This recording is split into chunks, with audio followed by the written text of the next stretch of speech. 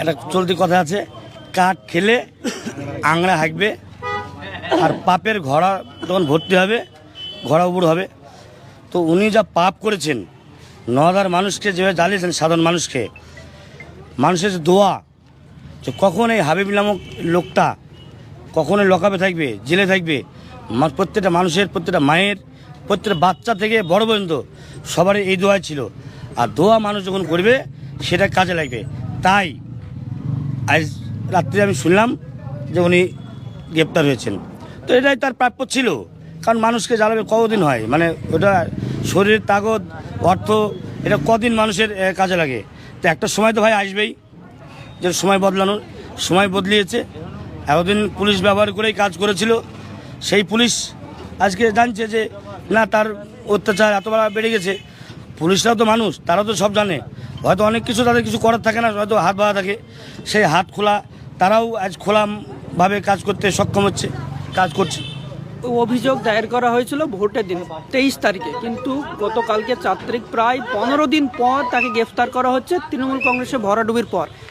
দেখুন, একটা আগেই তো বললাম যে পুলিশ তো একটা থাকেই, যে কী হবে কী হবে। পুলিশ তো ধরেন শাসক দলের, সে একজন ব্লক সভাপতি, তারপরে এখানে খোদ অভিষেক ব্যানার্জি তার মাথার উপর হাত ছিল, উনি আবার প্রার্থী এখানে নিজে ঘোষণা করে গেছেন। হাবিবকে বলেছেন যে আমি প্রার্থী, তুমি সেভাবে দেখো, ফুল পাওয়ার পেয়েছে। সেক্ষেত্রে পুলিশ জানছে যে এখানে অভিষেক ব্যানার্জি পাওয়ার দিয়ে গেছে, সেখানে সরকার কে আসবে সেটাই তার ভিতরে ছিল, যার জন্য পুলিশ সেটা হয়তো সেই মতো কাজ করতে পারেনি। পুলিশ যখন আজাদ, পুলিশকে তো চাপ দিয়ে কাজ করে, পুলিশের কিছু করার থাকে না। তো সেটা পুলিশ যখন দেখলো আজাদ পেয়েছে, পুলিশও দেখলো যে না, এই মানে সরকার যে ছিল, সে দ্বিচারিতার সরকার ছিল, শাসন করতে, মানে সেই শাসন যেটা মস্তানি করা, সেখান থেকে পুলিশও দেখলো যে না, মুক্তি পেয়েছে, পুলিশ তার স্বাধীনতাভাবে কাজ করেছে, আইনগত যে কাজ সেটা পুলিশ করছে। গত 21-এর ইলেকশনে শাহিনা মমতা 70,000+ ভোটে জয়ী ছিলেন, সেখানে দাঁড়িয়ে 5 বছরের ব্যবধানে তিনি 3য় নম্বরে চলে গেছেন নওদাতে।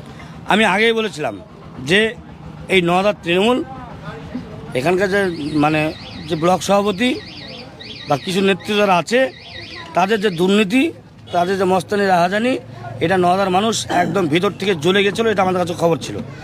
তাই আমরা আগেই ঘোষণা করেছিলাম যে এখানে কন্টেস্ট আমাদের কখনোই তৃণমূলের সঙ্গে হচ্ছে না, কন্টেস্ট যদি হয় তো বিজেপির সঙ্গে হবে। কারণ তাই সেটাই ঘুরেছে, দেখতে পাচ্ছেন যে 3 নম্বরে তৃণমূল এখানে আছে।